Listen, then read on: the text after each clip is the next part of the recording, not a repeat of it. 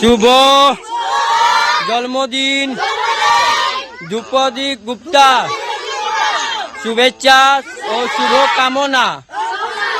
খুব ভালো থেকো। শুভ জন্মদিন বিষ্ণুপুর, আমরা করব জয়। বিষ্ণুপুর, আমরা করব জয়।